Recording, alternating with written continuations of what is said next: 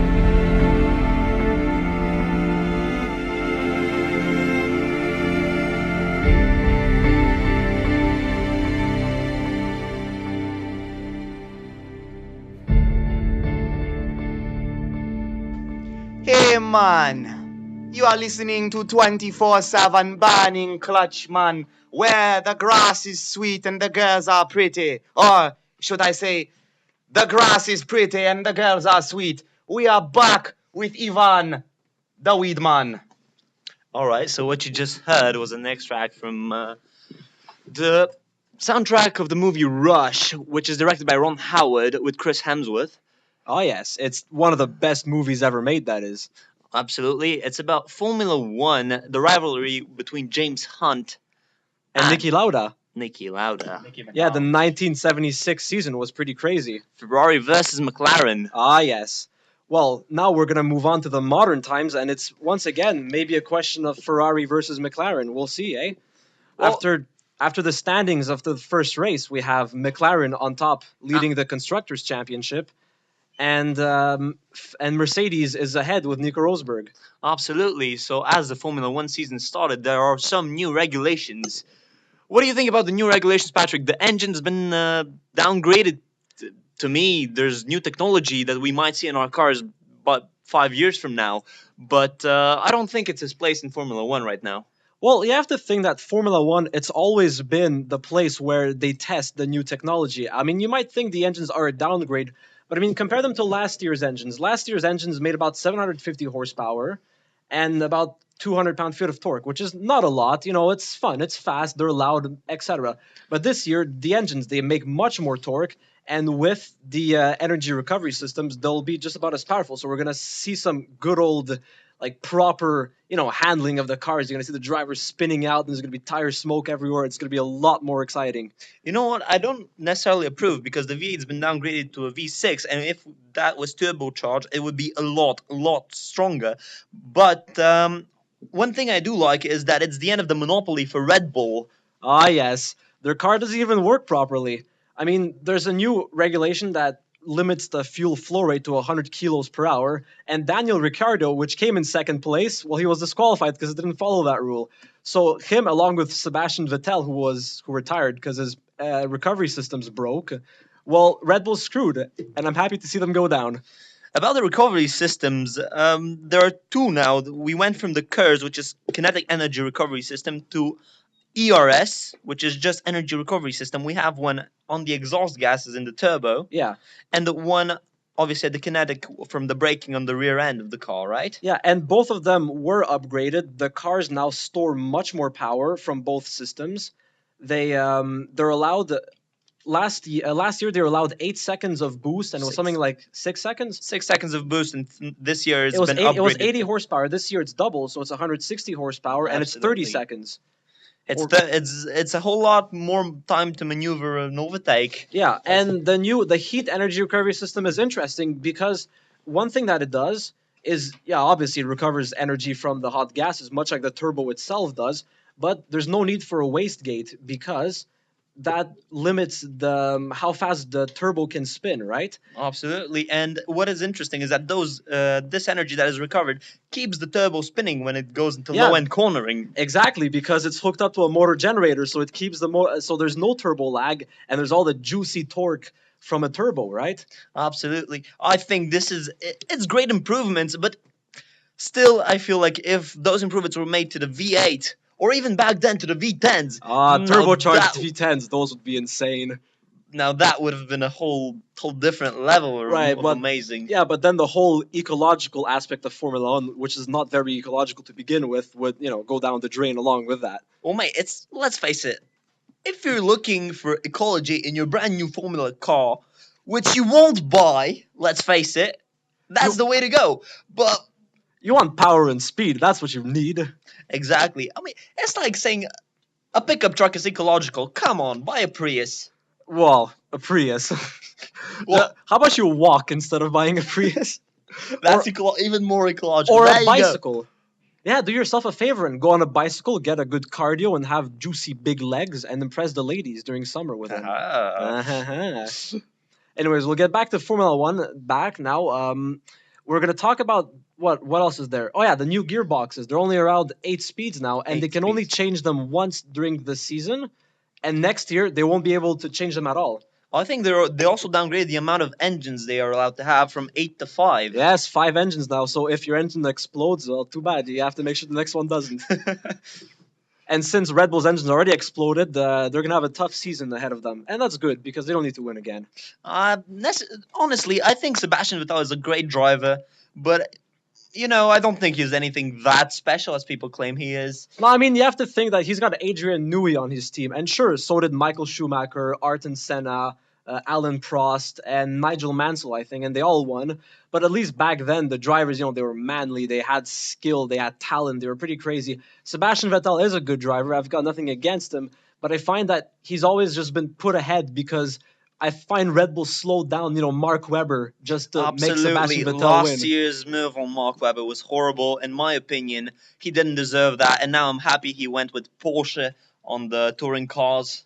Yes, yes, he's in Le Mans now, and I can't wait to see that. I mean, you have Audi versus Porsche this year, so it's gonna be crazy. I'm really looking forward to seeing that. Right now, I think that the racing car industry is growing, but we could do better. I mean, those whole ecological aspects are slowing it down. Well, and another thing slowing it down is there's new aerodynamic regulations on the Formula One cars.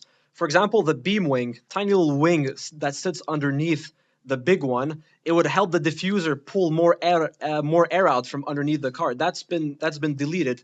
Now, Yes. anything underneath the wing has to be part of the crash structure, which means clever people like Adrian Newey or whoever else comes up with these crazy ideas. They can't just we're gonna hack this in here and no one will notice and our car will be faster than everyone else's. So this year the cars should be a lot more competitive in between each other. I think not only the cars are competitive, but now the drivers really have a chance to show themselves. For Yes. example, we have The new kid on the block, Kevin Magnussen. Kevin Magnussen. He's great. He drove an excellent race back in Australia, Yeah. and Came in third place, but when Ricciardo was disqualified, he was moved up to second. absolutely, we had Fernando Alonso, who's still in Ferrari, with Kimi Raikkonen, who was the last person to bring a World Cup back to Ferrari. Ah, yes, he's back home now. Oh yeah, definitely. I'm really looking forward to this season with Kimi Raikkonen. That's honestly who I'm going for. Yeah, I want to see Kimi Räikkönen win again because he's a badass driver. Absolutely. And you know what I like about him? He cares less about the politics than the actual car. Yeah, no, he's a true race car driver. He's kind of like James Hunt was back in the Exactly. day. And if you want to make analogies, where Nicky Lauda today might be Kevin Magnussen because he's a new kid on the block and he's really good. And he's hot headed too. I mean, like he drives like a maniac. He does. Absolutely. So I think that should end our segment on Formula One. I hope you enjoyed it. Yeah, well, the reason we decided to talk about Formula One is because, I mean, we have to bring out an alarming statistic. 2 out of the 3 of your hosts for today like Formula One. Therefore, and any RM student that's decent in what they do will agree with me, 2 out of 3 students at Vanier also like Formula One. So, really hope you enjoyed this segment. And anything you want to add, Jeremy, to our segment? Absolutely not. This is not my area of expertise. All right, so we're gonna take a quick little break. We're gonna play a song now. This is Intense by Armin van Buren, and the song goes as the name says it should.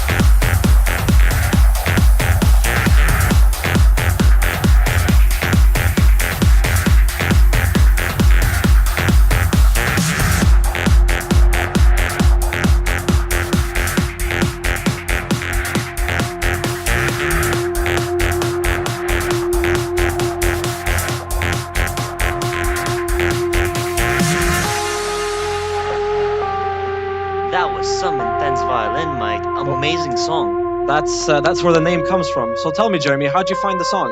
Well, with no disrespect to trance or other kinds of electronic music, I've got to say, as a musician, it's kind of disappointing to see that somebody can just walk up to a keyboard or a synthesizer with a bunch of with just like hundreds of presets and just make a song with absolutely no knowledge of how to actually play physical instruments.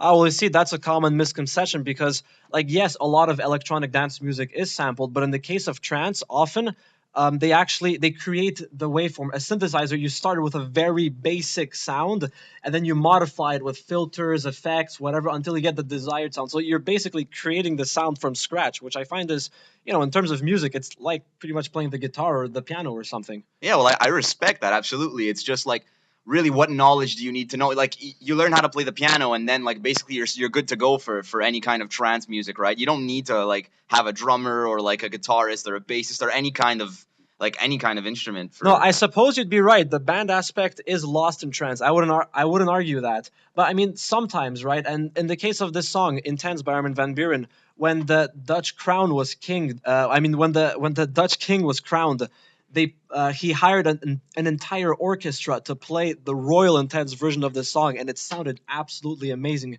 So I mean, sometimes trance often, like this song for example, it had violin in it, so you can't just like walk up to a keyboard and make a violin noise, right? Absolutely, I do respect that. That's actually I can't argue with that. It was a very nice song, to say the least. Also, something else that kind of bothers me about music these days. With no offense to DJs, I mean DJs are great and everything. It's just, especially when I was small, like just think about it, like 10, 15 years ago, we used to have like wedding bands at weddings. Come on, what happened to that? I mean, having a DJ at a wedding, what is that? I mean, you have no sense of like there's no connection between the audience and the musicians. It's just like one guy behind a table spinning a freaking disc and like setting in some tracks and whatever. It's just. No, absolutely, I agree. I went to Poland last summer to visit my family, and we had a wedding, and they hired a very demanded jazz band in Poland, and the wedding was absolutely insane. And I'm happy they didn't get just a DJ or something, but they got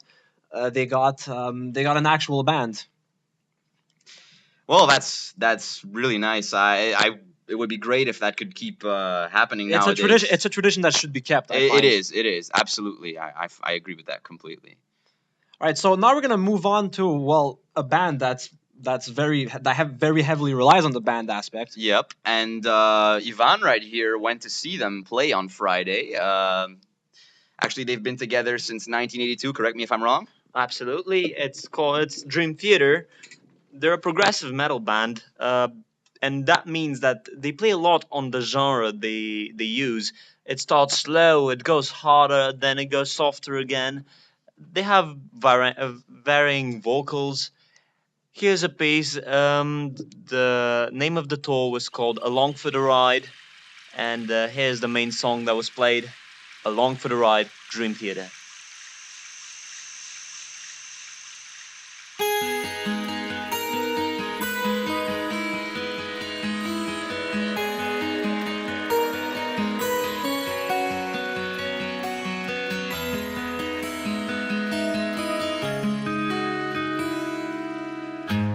This moment words fail me, and my vision's unclear. Blind to the truth, like hands reaching out in the darkness. I can't stop the world from turning around, or the pull of the moon on the tide. But I don't believe that we're in this alone. I believe we're along for the ride. I believe we're along for the ride.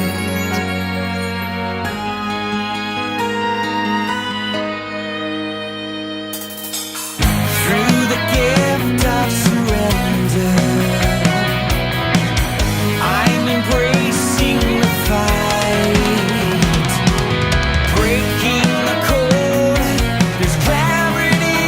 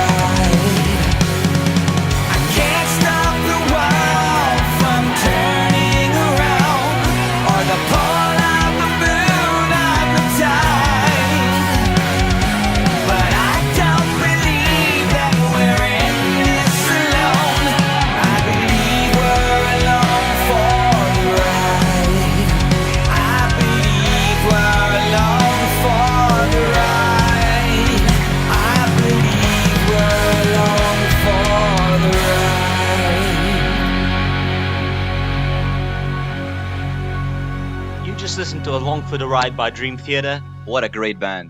It's an amazing band indeed, and I went to see them live. Everything was amazing. There was the lighting, there was the sound, was brilliant. Everything was mixed perfectly.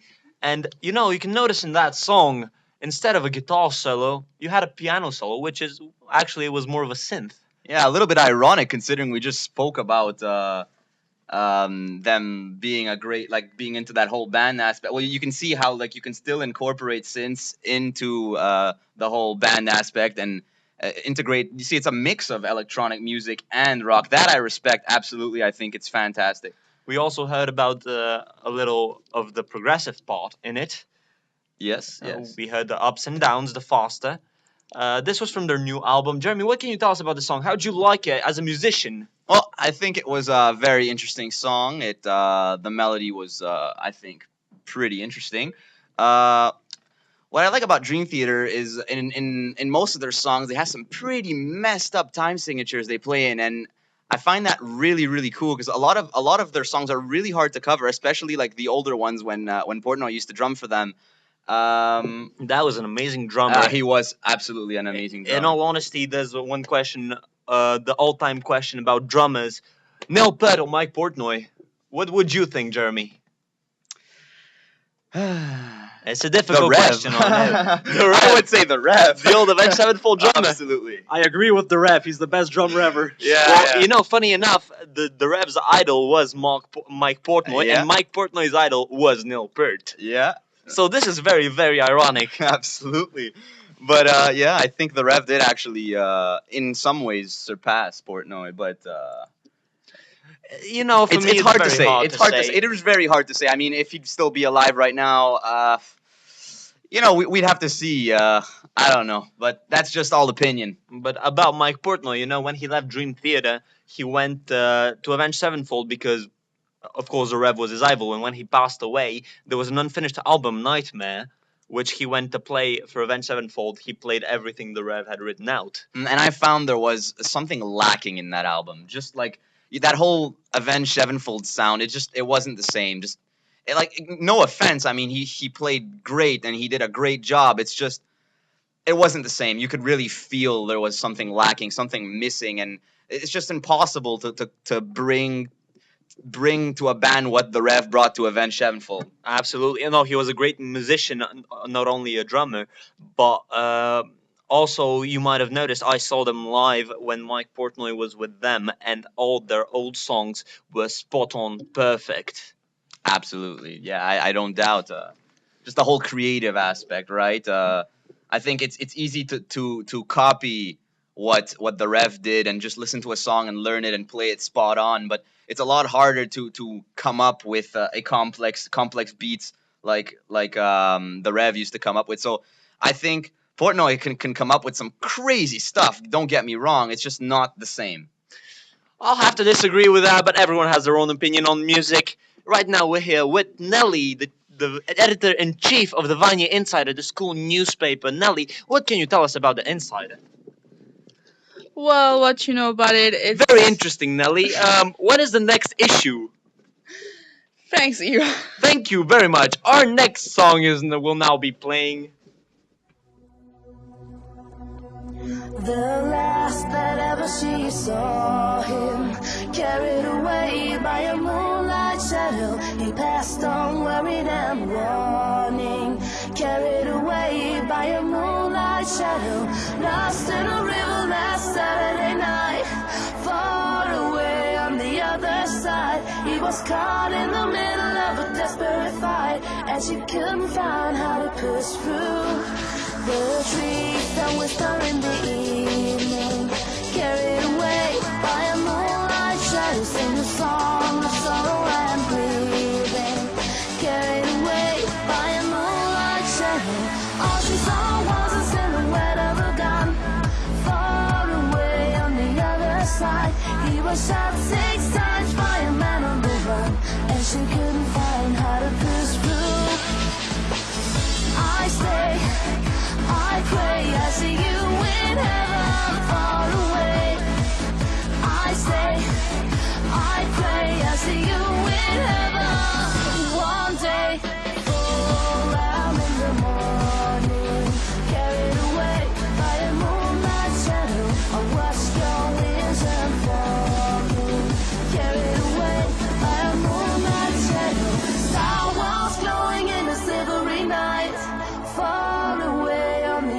my side. Will you come to talk to me this night? But she couldn't find how to push through. I stay, I pray, I see you in heaven far away. I stay, I pray, I see you in heaven one day.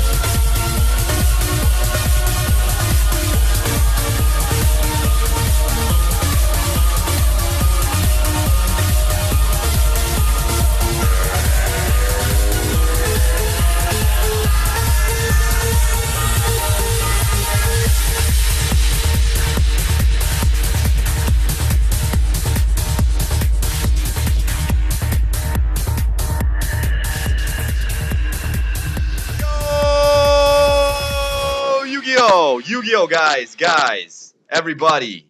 This Friday, Yu-Gi-Oh! Premium Gold coming out now with the new Gold Secret Rare Rarity.